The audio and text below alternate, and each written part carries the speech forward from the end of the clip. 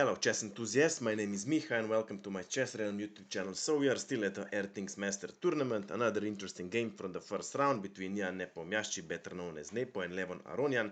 Let's see what happened in the game. Nepo had white pieces and he started with e4, e5, knight to f3, knight to c6, bishop to c4, and now knight to f6, attempting white to play knight to g5, later with d5, with a very sharp two knights defense, but white plays modest d3, and now black plays bishop to c5, transposing into Italian game.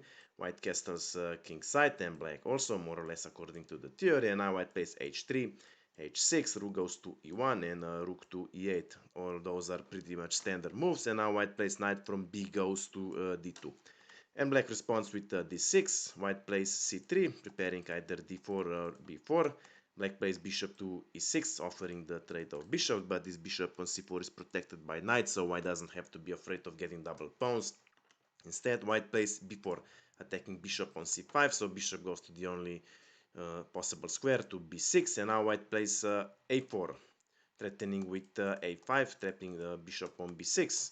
Black can, of course, play a5, but then white simply plays b6, driving this knight away, and gains a lot of space actually. So black has decided to play a6, creating this escape square on a7, and now white has decided to trade bishop. So bishop goes to e6, black doesn't want to get double pawns, so rook captures on e6, and now white plays knight to c4, first of all attacking bishop on b6, and moreover clearing the d2 square, preparing bishop to e3. Of course, if bishop captures, knight recaptures, white doesn't have to capture with either pawn or a rook, and can later knight goes to either f5 or d5 also. But black plays d5, attacking this knight on c4, so white doesn't have time to play bishop to e4. Instead, white captures bishop on b6. Naturally, black recaptures with c pawn, and now white can still, of course, capture pawn on d5, but if white captures, then knight simply recaptures, immediately putting pressure on pawn on c3. After that, white would probably defend with the queen, but then after rook to c8, when this knight is gone, additional pressure on a c3 pawn, white can defend, but then white is already in a passive position. So in the game, white has decided to keep the tension in the center. Queen to b3 was played, and black is the first one who captures pawn on a4, so d pawn captures on e4, d pawn recaptures, and now black plays d5. Black has double pawns along the b file, so black wants to get rid of one pawn, improving his pawn structure, and also black threatens with queen to d3 invasion in the white camp. Double attack on pawn on e4.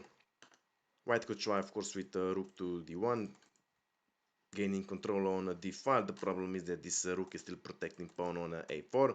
So first white plays a pawn captures on b5. A pawn recaptures, and rook on a1 is under attack. Well, if white defends with, let's say, bishop to b2, black simply captures, bishop recaptures, and queen still invades the white camp. Again, double attack on this pawn on e4. White could try with rook to e3, driving the queen away, but then queen would simply go to c4, offering the trade, and if white would accept, then b pawn captures, black gets rid of the double pawns, and with b5 cementing this pawn on c4, and this bishop on a1 has literally zero mobility. So white has decided to get rid of this bad rook on a1, so rook captures on a8. Queen, of course, recaptures, and white expects the invasion of the queen along the a file, so white plays queen to c2, and indeed black plays queen goes to a4, again offering the trade of queens. Well, if white would have captured queen on a4, b pawn simply recapture, again black gets rid of the double pawns, and after b5 cementing this pawn on a4, not that it's a winning position, but this passed pawn on a4 would be a very strong asset later in the endgame. So white plays queen to e2. At some point, black will definitely try to gain this pawn with this weak pawn on c3, but currently queen is still attacking pawn on b5. So first, black plays rook to d6, gaining control on the d file, and now white responds with knight to h4. So white is preparing this unpleasant knight to f5 knight jump. And if black would follow the original plan, let's say queen to b3, attacking this pawn on c3, white would simply play knight to f5, attacking rook on d6. Well, here black would have to be careful after, let's say, rook to d8. After queen to f3, this pawn is protected, and white also threatens with knight to h6, sacrificing the knight. After a pawn would recapture, this defenseless knight would be captured by the queen. And also bishop to h6 is also possible after pawn would recapture. Then after queen to g3 with a deadly attack on the king, so this would be very unpleasant. So in the game, black has decided to counteract. Knight to e7 was played, putting some pressure on the f5 square. White nevertheless played a knight to f5, attacking both knight and rook. And now black captures knight on f5, e-pawn recaptures, and this pawn on e5 is now still under attack, so black defends with rook to d5.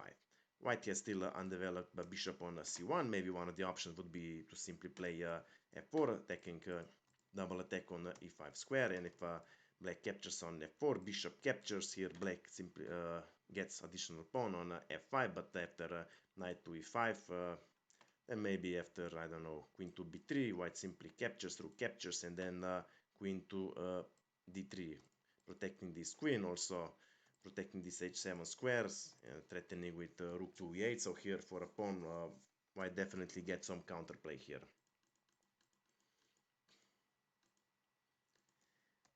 In the game, white plays bishop to e3, clearing this c1 square for a rook to defend this pawn on c3, and indeed black plays queen to b3, attacking this pawn, so white plays rook to c1. Not that it's anything wrong, but white is only defending his own pieces, so here black simply gains a little initiative. And now black continues with queen to c4, again offering the trade of queens. Well, if white would trade the queen, for example, after queen to c4, b pawn would recapture. First black gets rid of the double pawns, and also this weak c3 square would be soon captured. After maybe king to f1, rook goes to d3, king to e2, and now after knight to e4, double attack on this pawn on c3, bishop cannot go to c2 because, sorry, d2, because d2 square is also double attack, so here white would be already in a very bad position. So white plays queen to f3. Black, of course, will try somehow to gain this pawn on c3, but if black removes the rook immediately, then white grabs this pawn on b7. So first, black plays king to h7, removing king from direct check from the last rank, and now white plays g4, preparing this g5 pawn push. And black responds with knight to a4, double protecting this g5 square. Still, maybe the best option would simply be to play g5. If pawn captures, white can simply play bishop to g5. Even if knight captures, we have queen to h5, double attack on king and the knight. After king to g8, queen simply captures. Material is equal. Later with queen to g4, offering the trade of queens, the position would be roughly equal. In the game, however, white plays h4, putting additional pressure here on g5 square, preparing g5, but now black plays knight to d2, attacking the queen on f3. Well, this is a very complicated position, but the best option for white would be maybe simply capture this unpleasant knight on d2, and after rook recapture, of course, black threatens with rook to d3, double attack on queen and this pawn.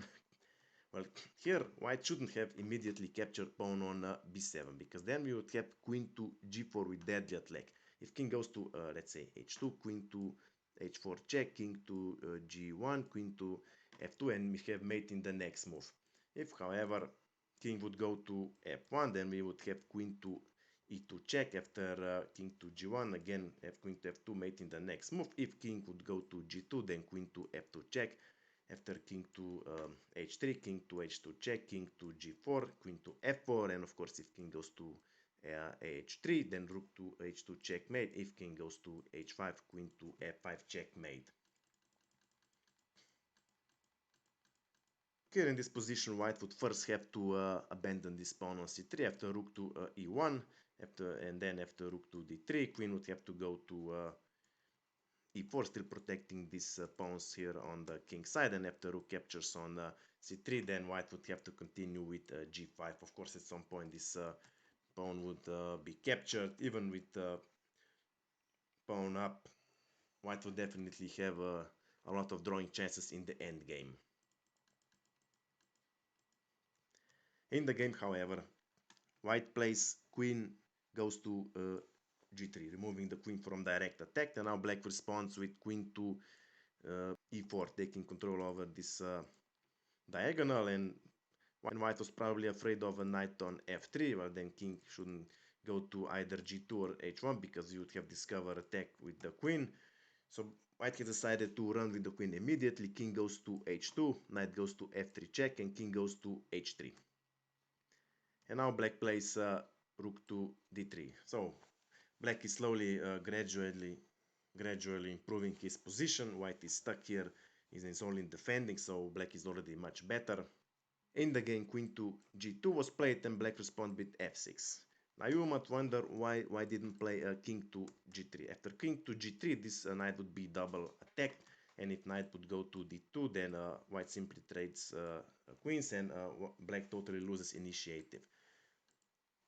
Well, in this position, black would simply play rook would capture here on e3, and after pawn would recapture, then queen would recapture.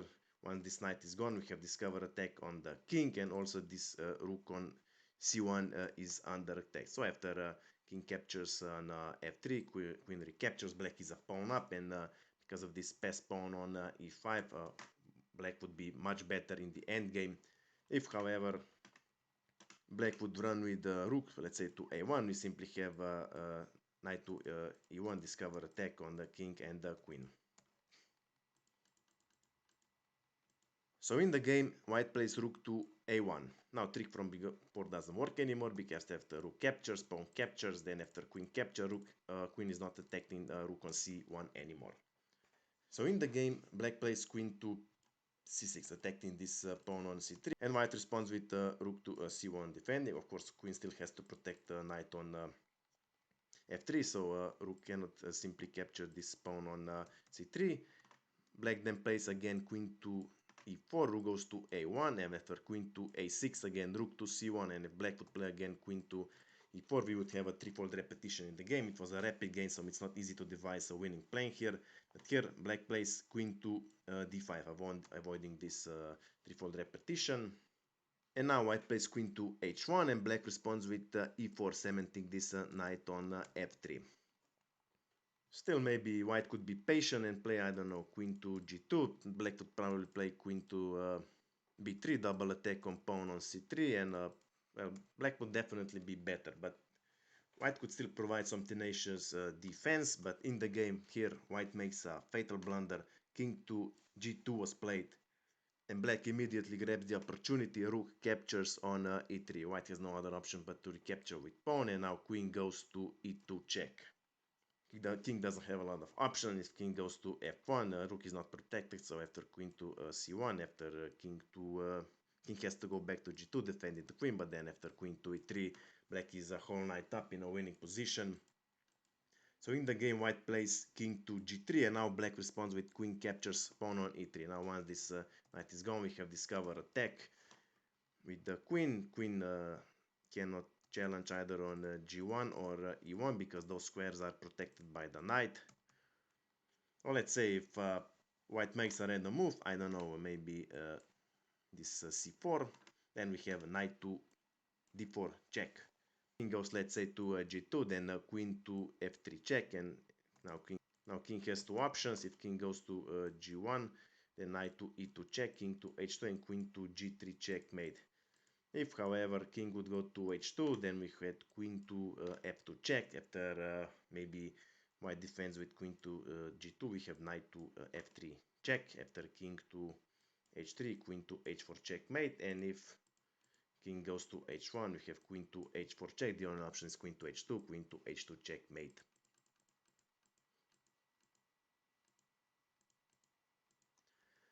In the game, white plays queen to d1, and now again we have mate in 3. I'm going to give you a couple of seconds to find it.